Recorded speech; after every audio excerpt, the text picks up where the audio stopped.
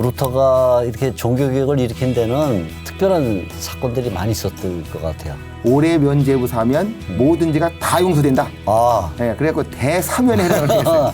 지금 뭐가 거기에 들었길래 이렇게 사람들이 난리법석을 쳤을까? 정말 진정으로 회개한 자에게는 이런 죄를 죽이고 죄를 미워하고 죄와 싸우는 것이 나와야 된다.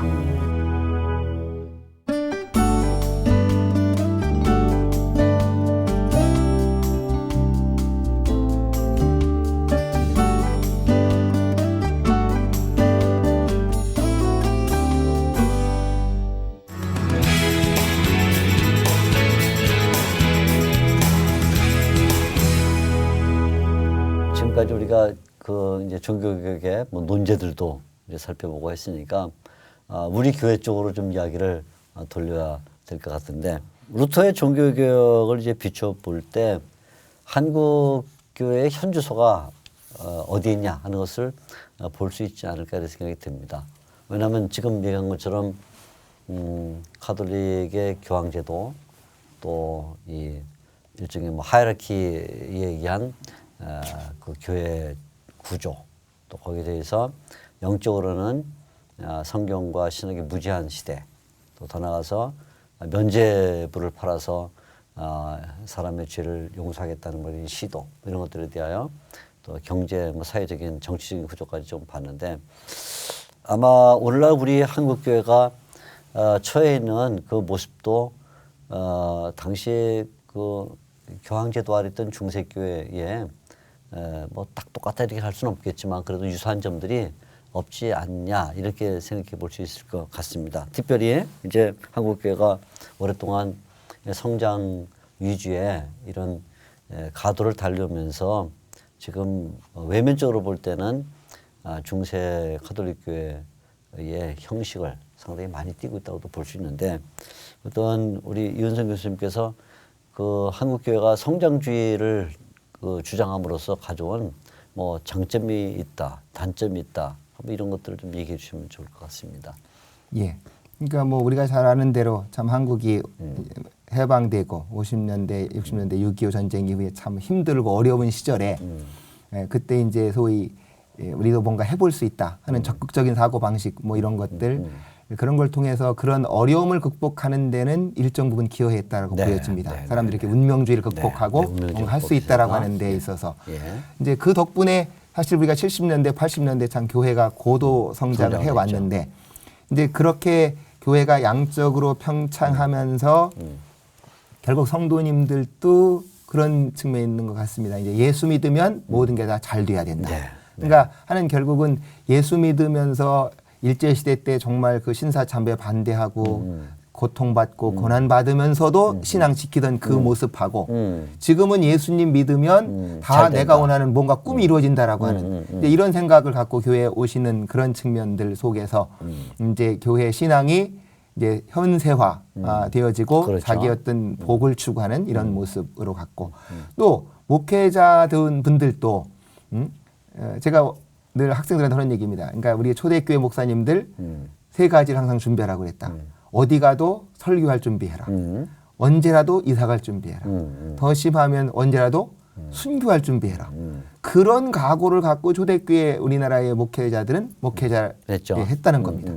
그렇게 희생을 감수하면서 했던 거하고 그러니까 70년대 80년대 이렇게 성장주의가 오니까 목회자들 마음속에 교회라는 게 몇 가지 성장 프로그램 잘 운영하고 뭐 이렇게 여러 가지 것들을 잘하면 교회라는 게 크게 성장하고 잘 되는 곳인가 보다 하는 그런 기업 경영적인 어떤 마인드들이 많이 들어온 것 같아요. 그러니까 교회라고 하는 것에 대해서 그런 성장 일변도로 가다 보니까 우리가 정말 예수님을 따라가면서 올바르게 살아야 된다.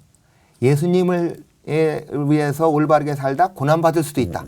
이제 이런 정신이 자꾸 사라지다 보니까 결국 오늘날 한국교회가 이렇게 등치는 커지고 양적으로 확장을 했지만 힘이 너무 약한 그런 모습이 아닌가 하는 생각이 들어갑니다. 이 교회 재정 문제, 우리 김호만 교수님 좀 생각나시는 대로 좀 얘기 좀 해주시죠. 그 이제 루터의 이제 종교개혁과 과연 오늘날 이 시대를 과연 어떻게 적용 네, 해결할 수 적용할 것인가? 있는가 보면 루터의 그 종교개혁 시대는 결국 교회 안에 있는 그러한 교인들이 복음의 교리들을 모르고 구원의 도를 모르고 결국은 외적인 것에 네. 결국 자기의 구원의 근거를 두었거든요. 그렇죠. 예. 지금 우리 이은성 교수님께서 말씀하신 것처럼 우리 한국교회도 1960년대 이후로 성장주의와 함께 실용주의가 같이 그렇죠. 들어왔어요.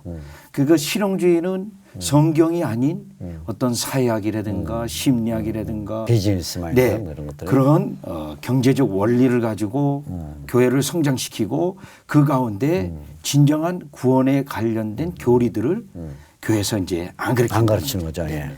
그리고 그 교인들을 어떤 훈련을 프로그램을 성장을 위한 어떤 수단으로 사용해서 교회는 커졌는데 실제적으로는 그 안에 영적인 자원이 고갈이 되어지고 그 결과로 결국은 교회 안에 어떤 이제 점점점 재정적으로 위축되어지고 그런 일은 불가피하게 갈 수밖에 없는 상황이죠. 이때 교회는 지금 빨리 가장 먼저 그러면 해야 될 일은 일단 복음의 교리들을 복음으로 돌아야 된다. 네네 복음의 교리들을 정확히 가르쳐서 그렇다면 그 속에 하나님의 진정한 그리스도인들이 다수가 되어지고 교회가 경건의 능력을 회복한다면 지금과 같은 어떤 재정을 위한 재정 문제를 해결하기 위한 한국 교회가 아니라 정말 우선순위가 그의 나라와 의를 구하는 일부터 교회가 정하지 않을 것인가. 네. 지금 현재 이 재정을 문제를 해결하기 위한 어떤 방법을 찾을 게 아니라 아니고 루터처럼 복음으로 복음으로 돌아가서 그 속에 진정한 그리스도로 채워서 교회가 건건의 능력을 소유해야만 세상과도 구별되어지고 그렇죠. 또 선교할 수 있는 기간이 될 수 있다고 생각합니다. 예, 참 맞는 말씀을 해주셨는데 지금도 이제 목회자들이 일선 목회자들이 어떤 재정난에 부딪히면 금방 머릿속에 떠오르는 것은 또 어떤 뭐 프로젝트, 어떤 프로그램을 가동해서 이 재정난을 회복할 것인가 이렇게 이제 나가버리고 근본적으로 회복해야 할 복음 또 말씀 진리 이쪽으로 안 가니까 다시 회복되는 것 같아도 그만 다시 또 이제 곤두박질 치는 현상이 나타나는데 물론 발등에 불이 붙은 건 알죠. 발등에 불이 붙었지만 그 발등에 불이 붙은 것을 다시 불을 붙여갖고 올 수는 없는 거거든요. 근데 오늘날 우리가 그런 오류를 반복하고 있는 것이 아닌가 좀 더딘 것 같고 이게 과연 될 것이나 의아심은 갖지 몰라도 루터 시대처럼 진리로 돌아가는 것이 그것이 가장 바른 해결책이 아닌가 이렇게 동의를 하게 됩니다. 이런 질문은 어떨까요? 이제 우리가 그 1517년 루터의 종교개혁 기치를 이제 보면서 그 당시에도 교회가 있었고 또 성도도 있었고 또 신학교도 있고 신학 교수도 있고 위텐베르크가 이제 뭐 대학이지만 또 신학을 가르쳤으니까 근데 어떻든 한 명이긴 해도 그 배후에 뭐 여러 그 다른 신학 교수도 있었다 해도 기치를 든 거는 루터가 이제 기치를 든데 루터가 그 표방을 했을 때 교수였죠. 그러죠. 교수. 그러니까 오늘날 이게 과연 이제 한번 생각을 해보는 거예요. 우리도 신학 교수 이렇게 많은데 김 교수님 말씀하신 것처럼 건강과 부의 복을 추구하는 이런 교회들, 그다음에 또 재정적 결국 교회를 이렇게 그냥 생각 없이 너무 크게 지음으로써 성도를 줄어드는데 그래서는 재정난을 겪고 있는 이런 것들을 바라보면서 또 삶은 없고 할 때 신학 교수들이 어떤 발언을 할 수 있는가, 또 한다면 또 어떻게 해야 되는가. 그렇다고 뭐 남대문에다가 이렇게 95개 조항을 막 박을 수는 없으니까 그죠? 근데 뭔가 제가 알기로도 뭐 신학자들이 윤리위원회 또 등등이 있어서 이런 발언도 하고 뭐 성명서도 내고 한 것으로 알고 있지만 전혀 뭐 꿈쩍을 안 하니까 한국 교회가 그래 뭐 그런 걸 하는가 보다 이렇게만 하고 뭐 또 지나가겠지 하고 또 사실 또 그러면 또 지나가고 현 시점이 이렇게 오는데 신학자들이 어떻게 해야 될까요? 신학 교수들이. 저는 늘 이제 그런 얘기를 합니다. 아까도 말했지만 이제 뭐 저도 그럴 능력은 없지만 루터에게 있었던 건 시대를 꿰뚫어 보는 해안이 있었다는 것이죠. 그러니까 우리가 하는 말이 그냥 같은 데에서 5cm, 10cm 뛰어나서 맨날 거기서 그런 얘기 맨날 해봐야 네, 네. 그런 거지만 네. 루터는 그 당시 파라다임을 바꿨다라고 봐야겠죠. 네. 그러니까 네. 중세 교회가 네. 그렇게 하는 것에서 이게 파라다임을 바꿀 정도로. 네. 근데 저는 이제 늘 제 스스로 생각해 볼 때 그가 그게 가능했던 건 성경을 정말 깊이 연구했다는 것이죠. 네, 그러니까 맞습니다. 그렇게 성경을 깊이 연구하는 과정 가운데에서 이제 그 초대교회 어거스틴의 신학을 재해석을 해보고 그러는 가운데 이 시대가 요구하는 그 영적인 필요, 그걸 채워줄 만큼의 통찰력을 가지고 문제를 풀어갔다. 뭐 뒤에 나온 이제 칼빈이나 그런 사람도 저는 전부 다 보는 게 결국은 신학교 교수님들이 이 문제를 풀어가기 원하는 분이 있다라고 하면 그만큼 그 시대 사람들한테 공감을 주고 그러면서 확실한 지식을 줄 만큼 성경적 깊이도 있고 그렇죠. 이 시대의 문제도 정말 깊이 풀어내면서 보면서 미래의 새로운 진로를 제시하려는 그 영적인 씨름이 있어야 된다.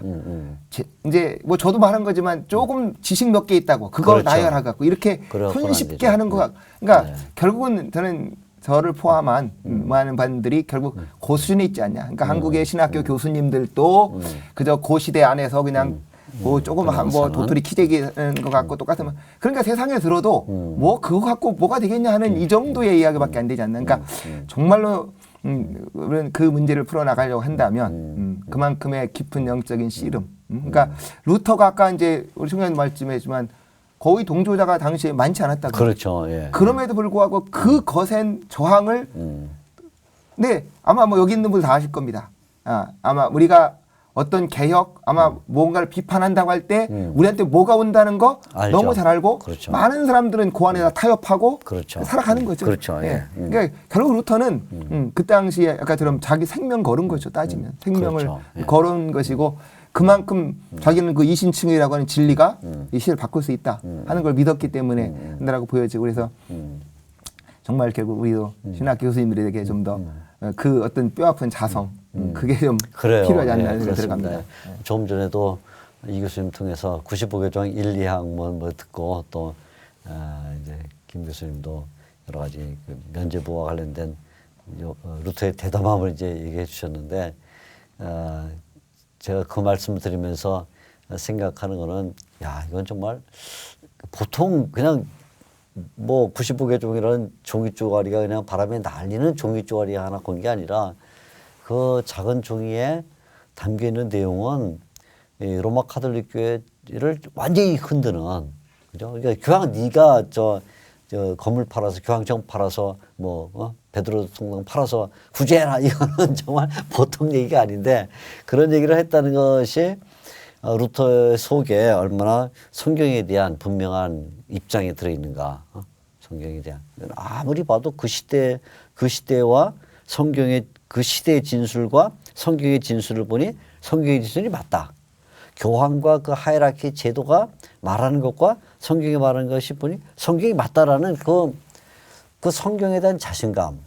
그죠? 그러니까 그 몇 동조자도 몇 없는데 그걸 했다는 건 오늘날 우리 신학교 교수들에게도 조금 더 그 뼈를 깎는 연구가 일단은 연구가 있어야 되겠고 또 그 연구의 결과로서 말할 수 있어야 되지 않겠나 이런 생각을 갖습니다. 근데 우리들이 뭐 교회를 그 나무라고 또 교회가 잘못됐다 이렇게 말하기 전에 신학한다는 것도 참 큰 영예잖아요. 그죠? 저도 뭐 신학을 하는 사람이지만 신학한다는 건 참 영예인데 일반인들이 보지 못하는 심지어는 일반 목회자들도 보지 못하는 깊은 성경의 진리를 이제 볼 수 있는 눈을 조금 더 갖고 있는데 그것을 우리가 더 깊이 해서 우리의 것을 확실하게 만들 뿐 아니라 확실하게 만들어지면 또 말할 수 있는 그런 용기가 필요하지 않겠나 이런 생각을 합니다. 이 얘기를 듣다 보니까 제가 제 자신을 그 자성하는 얘기가 되고 말았는데 또 그 종교개혁자들이 네. 그 이 교회 개혁에 있어서 철저히 하나님의 주권을 네, 사실 그렇죠. 인정했어요. 그렇죠. 예. 그래서 이제 과거 그 이후에도 에드워드 같은 경우는 예수님께서 마치 성전에 오셔서 장사하는 일을 썰어버린 것 같이 우리 예수님께서 다시 교회를 방문하셔서 자신의 교회이기 때문에 교회를 개혁하실 것이다. 그때 그러면 도구가 누군가 이제 준비된 그릇이 있다는 거죠. 그렇죠. 예. 그거는 다수가 아니지만 소수지만 우리 주님께서 자신의 교회를 기억하실 것이다. 이 소망을 바라보고 동조자가 없어도 홀로 있어도 외쳤던 그런 우리의 기록들이 역사적 기록들이 오늘날 이 시대를 보게 하죠. 그렇죠. 네. 예. 듣지 않아도 네. 외치게 하시고 예. 모두 우리에게도 그런 용기가 좀 필요하지 않겠나 그런 생각을 자성하는 마음으로 해보게 됩니다. 김홍 목사님, 교수님 이제 말씀을 시작했으니까 기왕에 좀 더 얘기 나누면 종교개혁 시대 당시 또는 중세교회 당시의 교회상과 오늘날 우리 시대 교회상 사이에 뭐 공통점, 차이점 이런 것들이 있으면 조금 더 말씀을 해주시면 좋겠습니다. 아까 말씀드렸지만 가장 결정적인 것은 하나님의 말씀에 대한 지식이 없다는 겁니다. 지금도. 지금도요. 네. 예를 하나 든다면 이제 종교개혁자들이 종교개혁하고 나서 계속해서 요리문답서, 신앙고백서 그렇죠. 이것을 계속해서 만듭니다.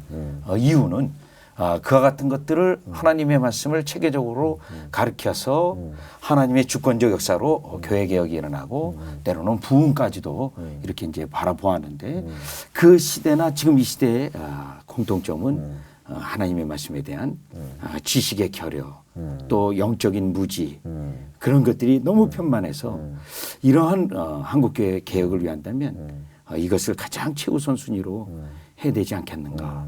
자, 그러면 우리 한국교회가 지식으로 어느 정도 사실 낮은 수준에 있냐면 한국 초대교회를 구별을 해봐도 우리 한국 초대교회에서는 전도지 책자 같은 경우 이제 중생지도 같은 전도 책자가 있었는데 중생에 대해서 아주 깊은 강론을 하고 있는 전도 책자였어요. 지금 그런데 그런 수준의 전도 책자가 신학교에서도 그 수준이 안 되고 있거든요. 자, 그렇다면 멀리 안 가고 우리 한국교회 100년을 해고해 본다 하더라도 우리 지금의 이 수준은 너무나도 낮아져 있는 수준이라는 거죠. 자, 이것을 그렇다면 어떻게 개혁할 건가? 신학교에서부터 그렇죠. 또 이와 같이 평신도의 수준을 높여서 그들이 전정으로 진리를 깨닫고 진리로 있다면 거짓된 목회자가 있을 수 없고 또 잘못된 목회 방법이 통하지 않을 겁니다. 그렇죠. 통하지 않죠. 네네. 네, 그래서 루터나 종교개혁자들이 했던 것처럼 평신도를 더 높은 수준으로 성경 가르치는 가르치는 것으로 집중해야 되지 않겠나.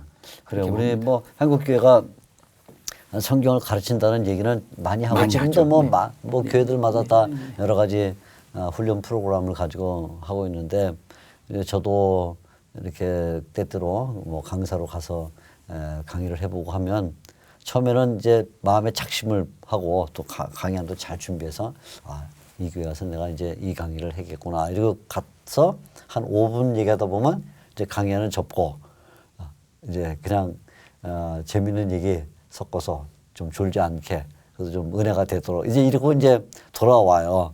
돌아오면서 이제 속으로 굉장히 씁쓸하죠. 내가 강의안 만들어가고 어떤 때는 며칠 동안 그 만들기도 하고 했는데 가보면 청중이 그걸 받을 수 있는 수준이 안 돼. 벌써 한 5분 해보니까 눈들이 다 뭐 못 받는다는 표정을 짓고 있으니까 역시 신학교 교수님 어렵게 하는구나 이런 표정만 짓고 있으니까 이렇게 했다가는 오늘 내 강의는 완전히 망치겠다 생각을 이제 덮고 그냥 다시 뭐 쉬운 얘기를 이렇게 돌아오면서 굉장히 가슴이 좀 쓰리고 이게 한국교회가 프로그램으로서 그 많은 시간들을 보내서 뭐 단계 올라가 10단계면 뭐 9단계 뭐 7단계 있다는 분들이 이렇게 앉아 있는데도 이게 아니구나. 과정은 겪었는데 과정은 정말 뼈 아프게 성경의 진리가 그게 스며들지가 않았구나. 그래서 몸 영혼에 하나님의 말씀이 뭐 몇 구절이라도 인생의 모토가 되도록 이렇게 스며들어서 그걸 위해 목숨을 걸고 때로는 사회에서 희생도 하고 자기의 삶의 회개와 또 영적 부흥을 위해서 살아가야 되는데 과정은 많이 뭐 20년 30년 동안 했는데 남는 게 없는 그러니까 또 가르치려고 하면 또 다시 새로운 것을 가르쳐야 되는 이런 현상은 결국 우리 종교개혁 시대 때 이런 교리문답서를 만들어서 거의 교리문답서를 뭐 뼈와 살이 피가 되도록 이렇게 암송하고 또 그걸 살아보려고 했었을 텐데 우리는 그것이 좀 부족하다는 생각을 정말 갖습니다.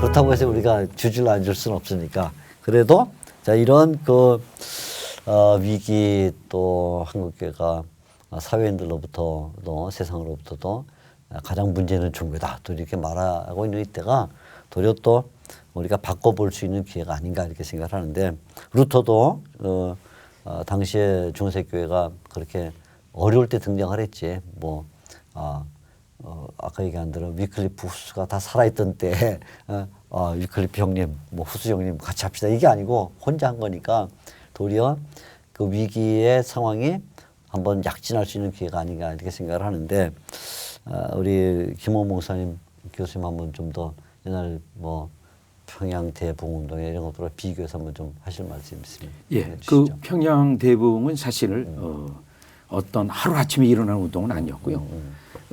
역사적으로 보면 1890년 6월달에 존 네비우스가 이제 언더우드 초청으로 들어와서 그 자기 7명의 후배 선교사들에게 어떤 원리를 가르칩니다. 어떤 교회의 어떤 교육이라든가 교회 회원 제도라든가 전도라든가 야같이 중요한 원리를 가르칩니다.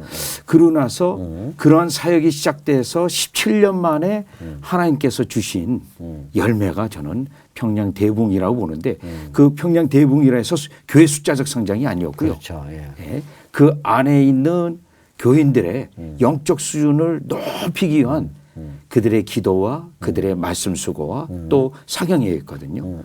그러한 그게 이제 우리 한국교회 오순절이 되었는데 지금이라도 우리가 그 17년간의 그들의 사역들 그런 것들을 다시 적용한다고 한다면 우리 한국교회는 제2의 평양대붕을 맞을 수 있다고 저는 확신합니다.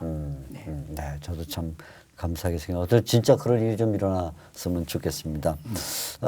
이 교수님 그래도 이제 요즘은 뭐 조금 이런 얘기들이 이렇게 개혁 또 뭐 또 바른 교회를 세워야 된다 이런 얘기들 나오면서 또 아까 얘기한 것처럼 뭐 교회가 재정적으로 불투명한 교회도 있지만 또 소수이긴 해도 재정적으로 투명하게 하려는 교회들도 없지 않은 거로 알고 있거든요. 이에 대해서 한 말씀 해주시죠. 예. 그리고 그 앞에 문제 하나 이제 네. 말씀드리고 싶은 것 중에 네. 한 가지는 저는 그 바울이 그 사도행전 20장 24절에 보면 자기가 평생에 전할 것이 은혜의 복음이라고 그랬어요. 예, 예. 결국 이 복음을 전하라고 그러는데 예.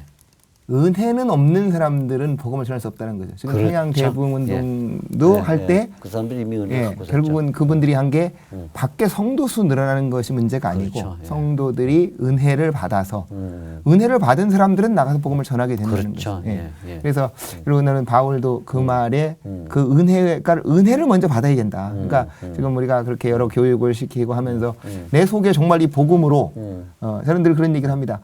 세상 사람들이 사는 게 좋아 보이면 어떻게 전도를 하겠어요? 그렇죠. 예. 그러니까 못하죠. 세상 사람의 삶보다 내가 더 충만한 은혜가 충만해야지 예. 그럼. 그래야 줄 거다. 그럼, 예. 그런데 결국은 우리가 교회 안에서 지금 그런 사람 부르는 것들이 있냐. 그러니까 내 자신을 바라보아서 내 속에 정말 하나님으로부터 받은 은혜가 넘쳐서 저는 사도 바울이 그렇게 한 대표적인 분이라고 보는데 네. 예. 그분이 결국 그분도 하는 얘기가 그거거든요. 내가 은혜의 복음을 전하려고 한다. 그러니까 네. 복음 전하는데 반드시 앞에 붙은 단어가 네. 은혜의 은혜 복음이다. 전도. 그러니까 네. 내가 은혜를 먼저 정말 깊이 체험을 해야 그 다음에 가서 전도도 되어질 것이고 교회가 하나님 원하시는 모습으로 가지 않을 것인가 이런 생각이 들어가고요. 이제 지금 그 재정 문제에 대해서는 그래서 결과적으로 하나님께서 교회를 세우시면서 자기 앞에 흠이나 주름 잡힌 것이 없는 영광스러운 교회를 세우시고 싶다 이렇게 말씀을 했습니다.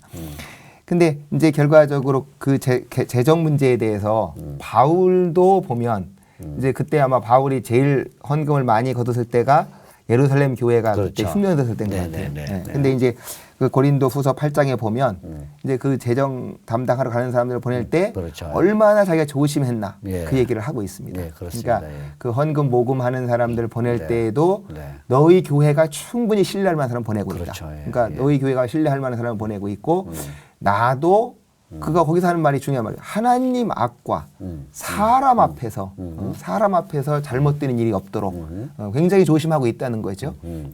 그래서 그리고 그는 그렇게 자기가 그런 헌금을 관리하는 과정 가운데에서 투명성, 사람들한테 의심받지 않으려고 한 그런 거. 우리가 잘 아시는 대로 이제 그가 나중에 그 목회 서신에 가보면 결국은 감독을 뽑을 때나 네, 집사를 네. 뽑을 때나 그렇죠. 거기에 대해서 돈을 늘 하는 얘기가 예. 그 디모데전서 3장 3절의 감독에 대해서 보면 돈을 사랑하지 않는다. 많고, 그렇죠. 8절의 집사에 대해서는 더러운 일을 탐하지 탐하지 않는다. 라고 말했습니다. 그러니까 결국은 뭐 사람은 결국은 돈이 깨끗하면 인격도 깨끗하다고 얘기합니다. 아주 정확한 말씀이에요. 그러니까 결국 한국 교회가 돈에서 재정 망가진 거죠. 사용해서 예. 사람들한테 신뢰받지 못하면 그렇죠, 예. 예, 무슨 말을 해도 신뢰받을 수 없거든요. 그렇죠, 예. 결국은 사람의 어찌 본다면 욕심, 뭐 모든 거의 마지막 맞아요. 그 산물이 돈이라고 보여지니까 결국 한국 교회가 이제 그런 면에서 정말로 그 하나님 앞에서 우리가 뿐만 아니라 사람 앞에서 이 한국 사회 안에서 아 교회가 깨끗하다, 투명하다 이거를 인정받을 만큼 우리가 정말 뼈를 깎는 자성을 해야 되지 않겠나 하는 생각이 들어갑니다. 네, 그렇습니다. 굉장히 중요하고도 또 요약적인 말씀이 돈이 깨끗하면 인격이 깨끗한 것이다 했는데 사실 그런 것 같아요. 뭐 그건 목회자나 성도나 뭐 일반 세상 사람들이나 누구나 다 그런 것 같습니다. 정말 사도 바울이 이 우리 폐부를 찌르는 얘기를 한 것인데 오늘날 교회가 중세 교회들처럼 그렇게 많은 것을 축적하고 있는데 그것이 투명하지 않을 때 도리어 그 부가 낭떠러지로 더 무겁게 떨어지게 하는 그런 이제 추처럼 그렇게 이제 변할 수 있으니까 뼈 아프게 우리가 들어야 될 것 같습니다. 오늘 우리가 이제 이렇게 그 루터의 종교개혁과 또 한국교회 비교하면서 얘기를 나누는데 우리 이제 시간이 이제 많이 됐으니까 김홍만 교수님 그래도 이제 이와 관련해서 꼭 한국교회에 당부하고 싶은 또는 한국 목회자나 성도들에게 당부하고 싶은 말씀 있으면 한마디 해주시죠. 네, 지금 오늘날 한국교회는 사실 어떤 대형교회 중심으로 사실 문제도 많이 일어나고 또 사회적으로도 지탄을 받고 있습니다. 그러나 이제 한편으로는 어떤 작은 교회들이 정말 성경적으로 정말 열심히 바르게 하려고 하는 목회자들도 있습니다. 네. 자, 그런데 때때로 이제 우리가 한국교회가 양극화 현상 속에서 이제 한쪽의 눈으로만 봐서는 안 되고요. 그렇죠. 또 반드시 하나님께서 한국교회를 갱신시키기 위하여 이와 같이 바른 종들을 예비하셨고 그 종들이 비록 적고 규모는 없지만 결국 하나님께서 그들을 세우셔서 교회를 갱신할 것이다. 그래서 지금 한국교회의 어떤 대형교회 중심으로 어떤 문제를 해결하고 그것에 대한 대안을 내기보다는 일단 하나님께서 이 적은 구루터기에서 새로 일으키시는 그쪽으로 봐야 되지 않겠는가. 구속사적 관점에서 볼 때도 항상 하나님께서 이미 기존에 되어져 있는 것이 스스로 개혁이 되지 못하거든요. 그렇죠. 그래서 오히려 한국교회는 그쪽을 보면서 그쪽에 이와 같이 바르게 하는 것을 드러내고 또 적지만 고난 가운데 있는 목회자들이나 그리스도인들이 소망을 가지고 갈 수 있게 해야 되지 않겠는가. 네. 그렇게 저는 봅니다. 네, 감사합니다. 예. 뭐 교회의 사이즈가 사실은 문제는 아닌 것 같고 뭐 작은 교회라도 능력 있게 또 복음을 전할 수 있고 또 대형 교회들도 좀 더 마음의 거룩함을 지키려는 의지를 가지고 나가야 되지 않겠나 해서 지금으로서는 참 뭐 교회의 크기와 상관없이 모든 교회들이 다 같이 이런 그루터기가 되려는 그런 마음을 가져야 될 것 같아요. 귀한 말씀 감사합니다. 이윤성 교수님도 이제 마지막으로 한마디 종교개혁과 또 한국교회 현실을 비교하면서 한마디 해주시죠. 예, 뭐 종교개혁자들 다 성경으로 돌아가자는 운동이었습니다. 그렇죠. 예. 결국 우리가 뭐 다른 사람을 바라볼 게 아니라 모든 각자가 자기 입장에서 정말 성경에 비추어 보아서 내 삶을 어떻게 하나님께 바르게 드릴 것인가 하는 그 영적인 씨름이 있어야 될 거라고 보여집니다. 그러니까 우리가 사도행전의 그 역사, 바로 예수님께서 말씀과 성령 충만함이 함께 갈 때 그런 복음 전파의 역사가 일어났는데, 저는 결국은 그것이 잘못돼서 중세 교회의 타락이 왔고, 그들이 성경이 답이다. 지금 이 프로그램이 그런데 맞습니다. 맞는데 바로 성경으로 돌아갈 때였습니다. 저는 늘 그 얘기 하거든요. 루터 얘기하면서 루터가 성경을 읽으면서 현실 교회를 봤을 때 문제가 보였습니다. 보였죠.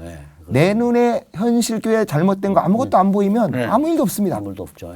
궁극적으로는 결국은 우리가 성경 말씀에 돌아가서 내 성경 말씀에 비춰보니까 이게 잘못됐다 라는 게 눈에 보이면 저는 개혁의 소망이 있다고 보여집니다. 그러니까 우리가 종교 개혁을 바라보면서 종교 개혁자들도 성경으로 돌아가자는 거였고, 이 프로그램도 성경이 답이다 하는데, 정말 우리가 성경으로 돌아가서 그 성경 말씀이 비춰주는 내 잘못된 모습, 나를 고쳐가면, 그 말씀에 비추어서 나를 고쳐가면 저는 거기에서 소망이 생겨난다 이렇게 생각합니다. 네, 나를 고쳐야 된다. 정말 딱 맞는 말씀을 해주셨습니다. 오늘 우리 시청자들께서 종교개혁, 루터의 종교개혁이라는 큰 타이틀과 함께 한국교회의 앞으로 가야 될 방향에 대한 이야기를 두 분 귀한 패널 모시고 이제 얘기를 들었습니다. 루터의 종교개혁도 한번 정리하는 시간을 가졌고요. 굉장히 새삼스럽기도 하고 또 잘 알려지지 않았던 부분들도 알게 돼서 대단히 유익한 시간이라고 생각을 합니다. 특별히 우리가 종교개혁을 자꾸 연구하는 것은 그냥 그 시대로, 그 시대에 대한 향수가 아니라 오늘날 우리가 살고 있는 우리 시대, 이 교회를 어떻게 변화시킬 것이냐는 문제 때문이죠. 지금 두 분 패널의 말씀을 들으면서 가장 중요한 것은 기본으로 돌아가는 것인데, 성경, 또 은혜, 그리고 또 나 자신의 문제에서부터 시작돼야 된다는 것을 다시 한번 배우게 됐습니다. 우선적으로 우리가 종교개혁에 대한 새로운 생각을 정립하고 또 그것을 우리에게 적응해서 우리 자신들이 맡겨준 우리 시대의 교회와 또 가정과 자기 개인 자신을 변화시키는 일에 매진해야 되겠다고 생각을 합니다. 오늘 바쁘신 중에도 두 분 패널 나오셔서 이렇게 말씀을 전해주셨는데 다시 한번 우리 윤선 교수님 감사를 드립니다. 교수님 감사합니다. 우리 시청자들께서 한 주간 동안도 또 승리하시고 믿음 가운데 자기를 변화시키는 일부터 한번 해보자, 이런 다짐을 갖고 평안하게 지내시길 바랍니다. 다음 시간에 또 뵙겠습니다. 감사합니다.